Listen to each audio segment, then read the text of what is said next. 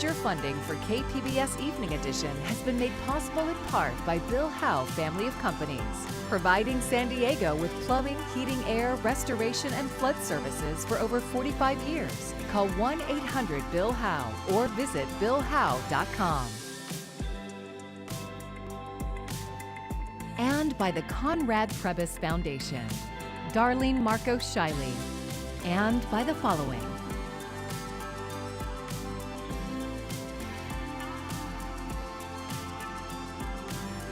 And by viewers like you. Thank you.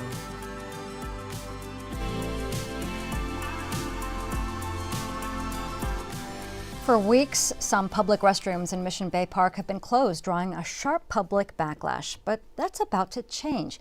Good evening and thank you for joining us. I'm Maya Trabulsi. The city of San Diego says bathrooms in Mission Bay will reopen on Friday. KPBS reporter Katie Anastas says the mayor's office and 2 city council members have found a way to fund them.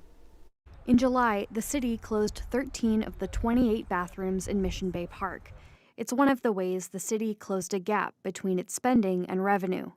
In closing these public restrooms were among the difficult choices that we had to make to balance the budget. Mayor Todd Gloria says he understands the public's frustration.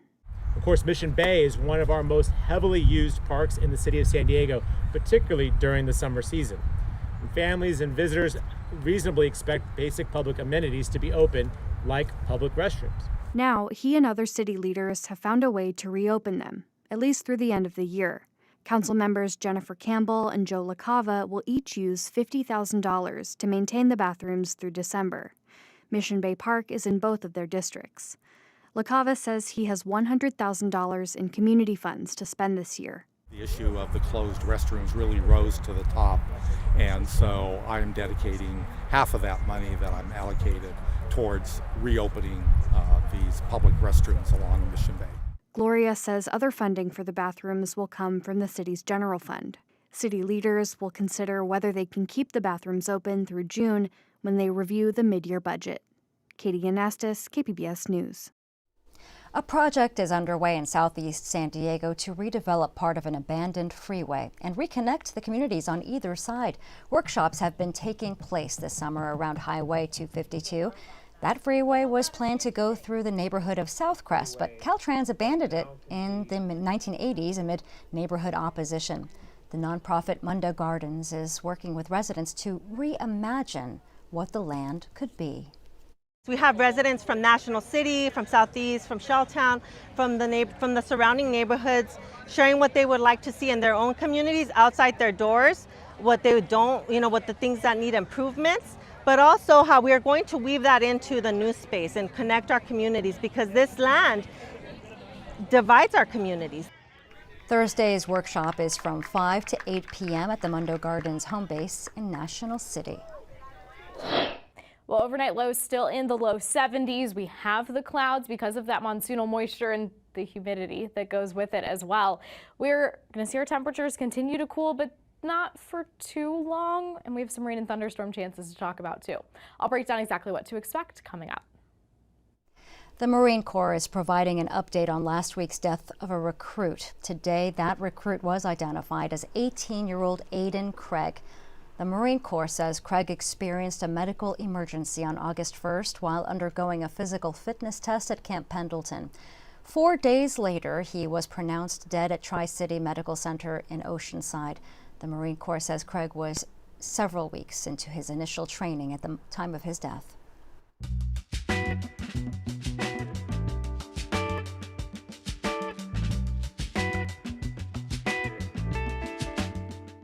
New beds for unhoused women and children will become available next week in downtown San Diego. KPBS Penner fellow Emmy Burris reports the homeless women's shelter program, Rachel's Promise, will see a 160-bed expansion.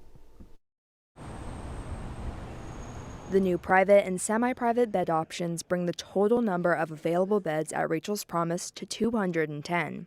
The shelter will offer meals, clothes, laundry, and shower access. The program's operations and administrative costs are funded by the City of San Diego in alignment with the city's new budget.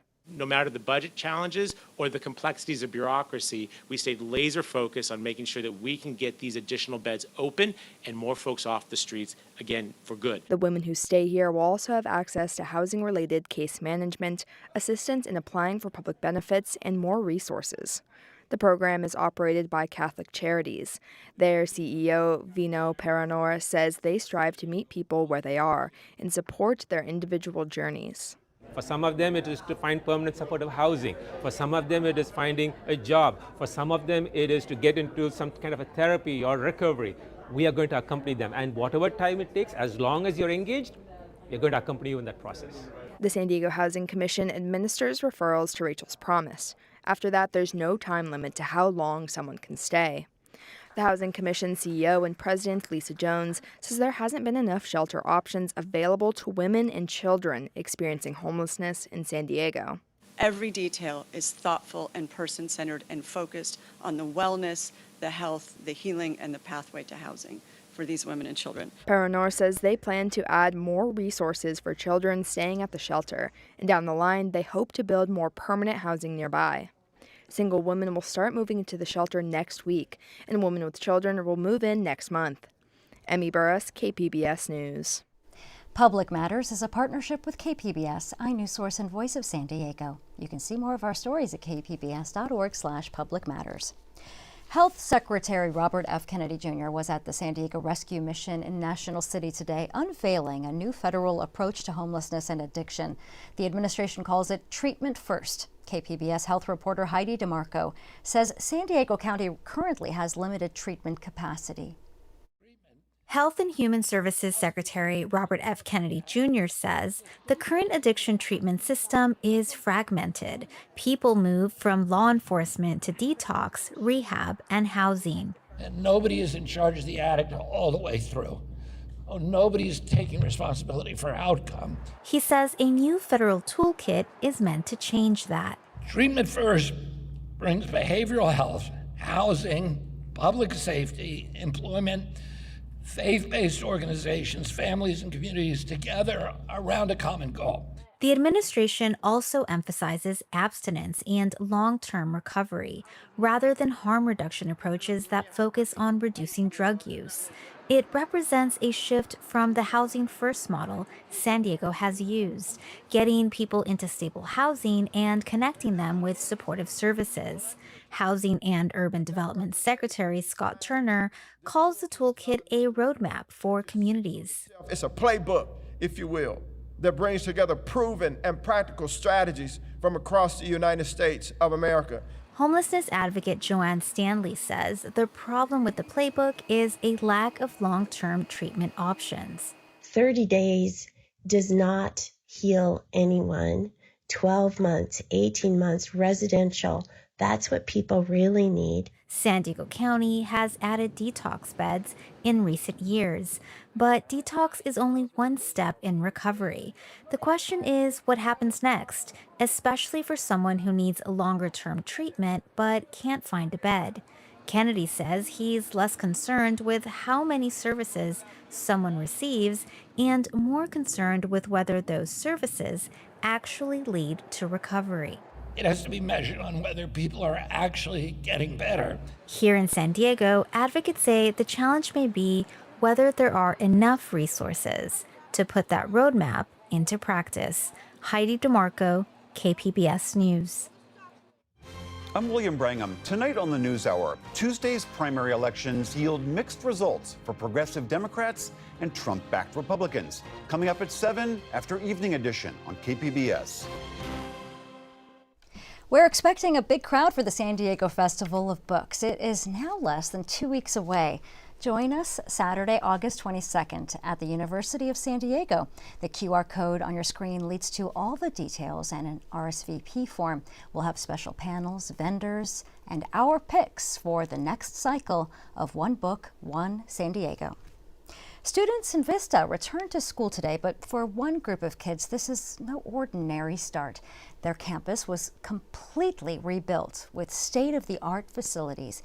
KPBS North County reporter Alexander Wynn shows us what the new campus has to offer. It was a special day for these students. They are the first to attend the brand new Bobier Elementary School. This has been a long time coming. The old campus was torn down 2 years ago after voters approved a bond measure giving the green light for a $100 million rebuild. Principal Melanie Pagliatti says it was sorely needed. The old Bobier was over 60 years old and in definite need of repair and improvements.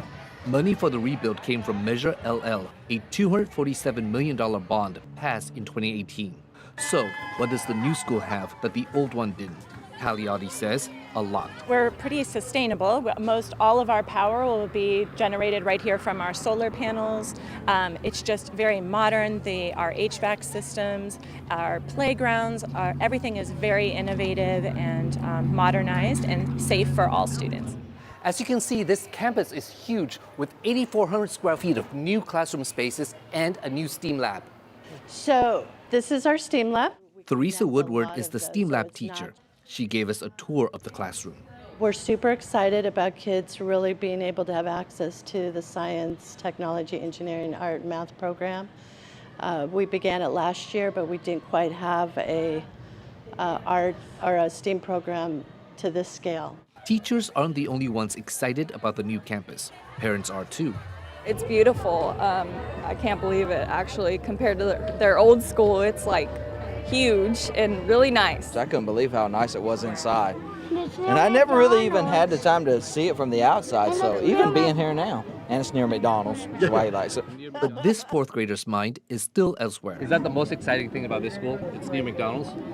I guess. Alexander Nguyen, KPBS News.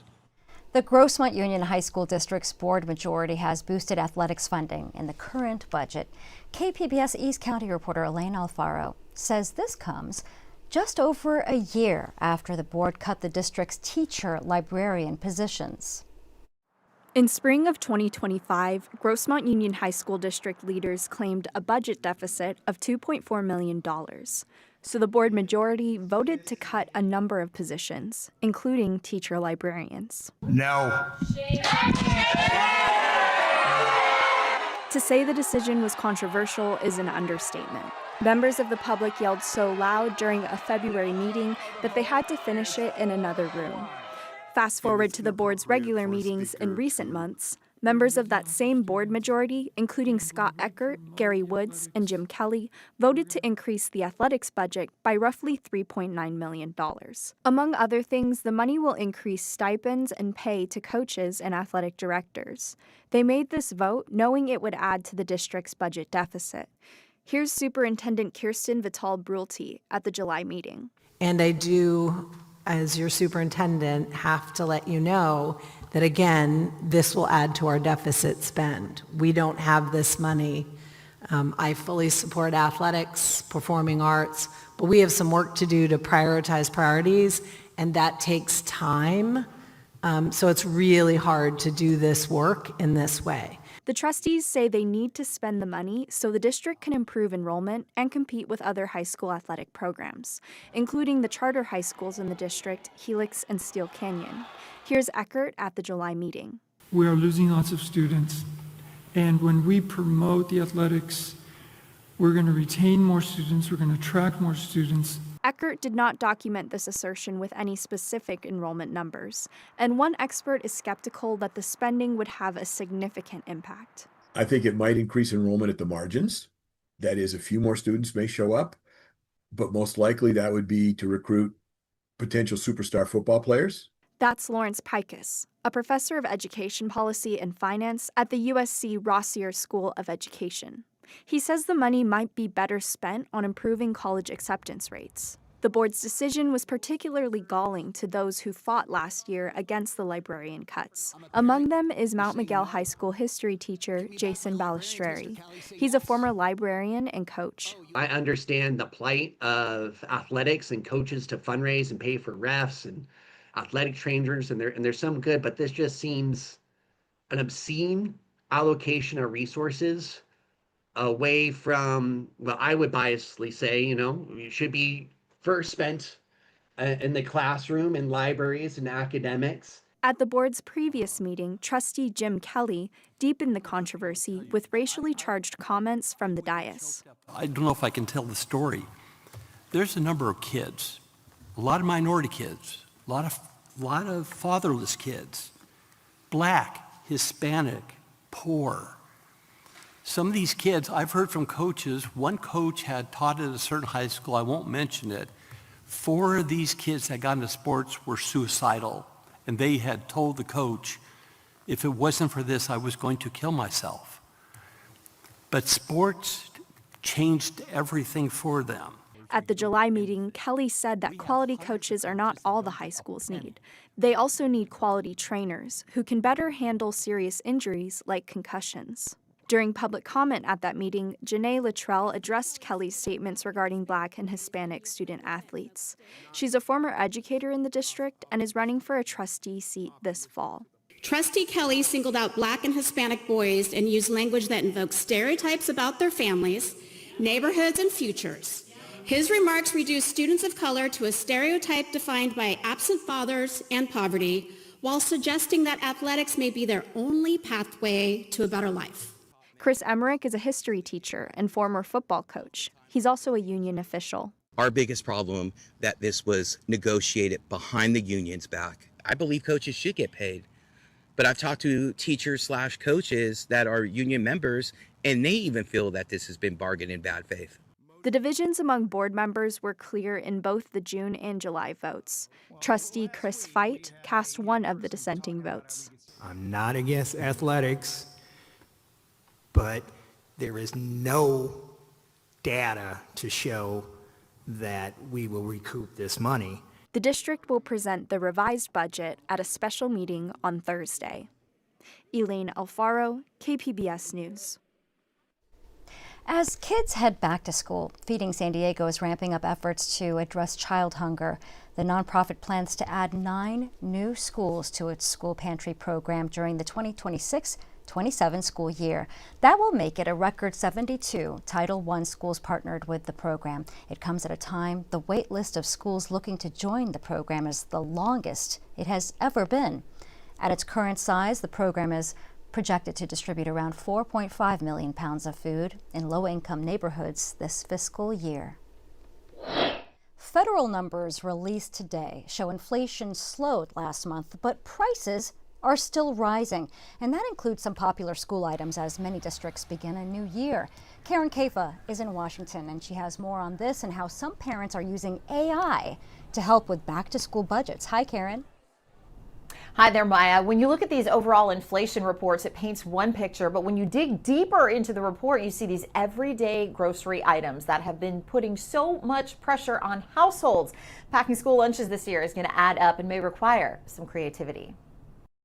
Annual inflation slowed in July to 3.4%, according to data released by the Bureau of Labor Statistics Wednesday. And easing gas prices between June and July accounted for much of the overall cool down. But overall prices are still on the rise, and the latest jobs report showed wage gains aren't keeping up. Inflation is it's a lagging indicator from a consumer sentiment point of view, right? I mean, we talk about numbers, we're banding about all these statistics, but at the end of the day, it's how you feel. With back to school season revving up for households, the July inflation data shows a number of lunchbox staples more expensive than last year. Bread prices up 3.7%, lunch meats up 0.8%, peanut butter up 1.8% annually, fresh fruits and vegetables up 5.5%, and juices and other non-alcoholic beverages up 2.9% from July of last year. Registered dietitian Brenda Davey, a professor in the Virginia Tech Department of Human Nutrition, Foods, and Exercise, says shoppers should scout sales and note which produce items are in season and plentiful. Looking for those types of items seasonally can help with budgeting. There's also a lot of discount racks available in grocery stores, and I shop those regularly. A recent survey from Deloitte also found some caregivers turning to AI for lunchbox ideas, including healthier choices and ingredients. Yeah, that's some great advice. But if we could dig deeper into today's inflation report, what were some of the other drivers of inflation during the month of July, and were there any silver linings there? Well, Maya, pushing the overall inflation number up was shelter, which continues to be very sticky and persistently high. And pushing the overall number down slightly were gas prices. Energy prices, of course, are still elevated from where they were at this time last year because of higher oil prices due to the war in Iran. But there was a slight dip in gas prices between June and July that helped take that number down. And of course, energy costs are impacting other sectors as well. Airfare is up 25% over 1 year ago. That's because of jet fuel costs to airlines and also summer demand in the case of the month of July. Looking closer to home, looking at food, up 3% annually. But in your grocery aisles, if you looked at chicken, eggs, butter, and cheese, you may see those prices are down year over year. One other interesting note about these numbers, Maya, lettuce. The price of lettuce down 16% between June and July, likely because of decreased demand because of that cyclospora outbreak. Thank you so very much, Karen. We appreciate it.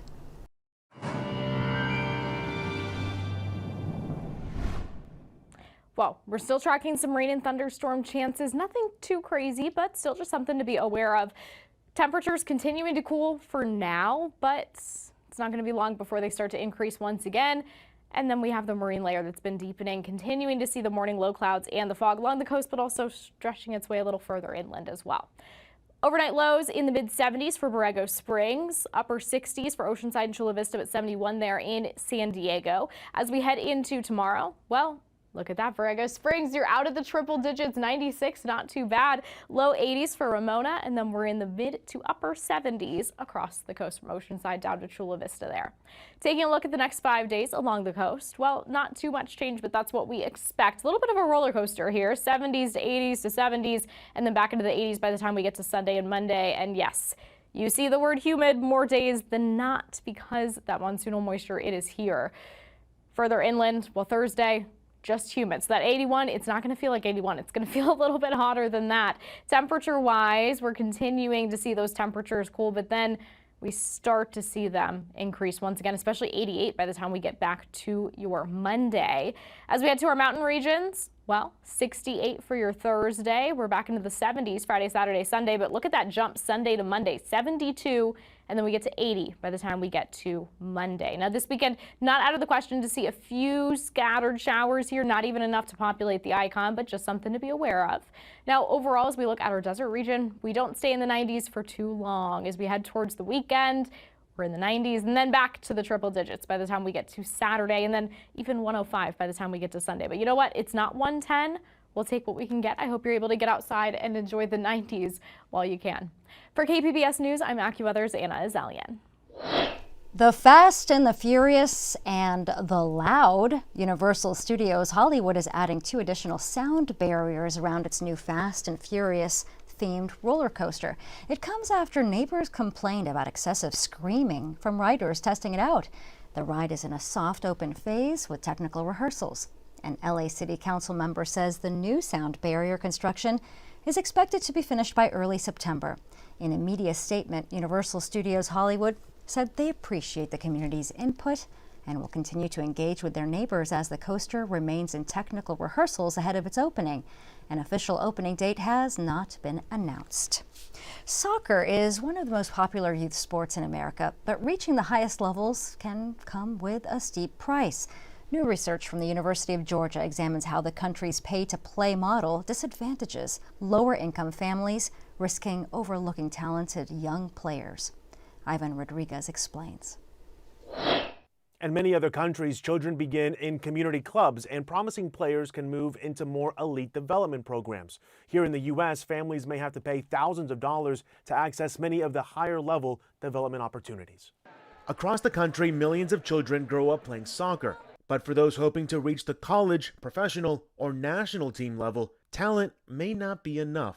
A University of Georgia study found America's development system is divided among school teams, private clubs, and competing elite leagues. It's sort of a fractured pipeline, and it's hard for players to move up. Private clubs help fill that development gap, offering professional coaching and higher-level competition.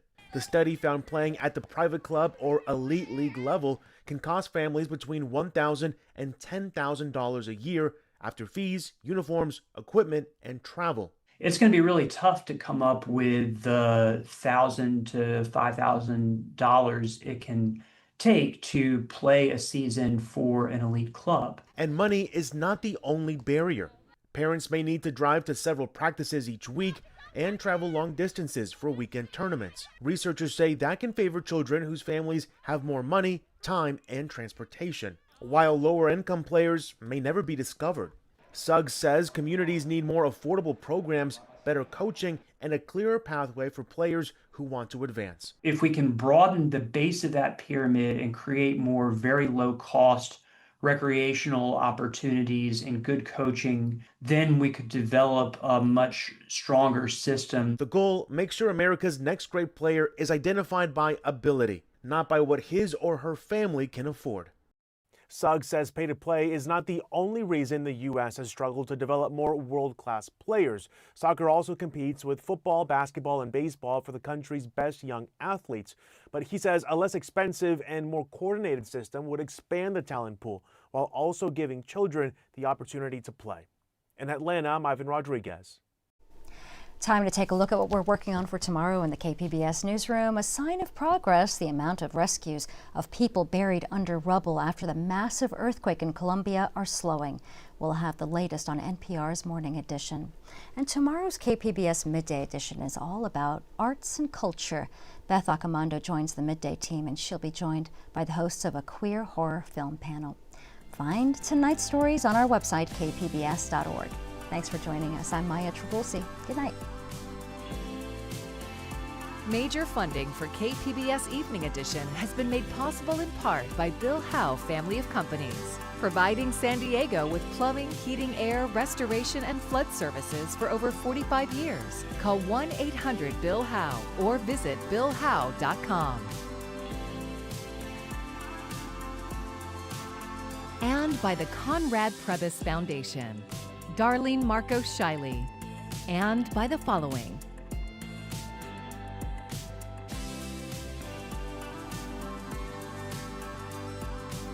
and by viewers like you. Thank you.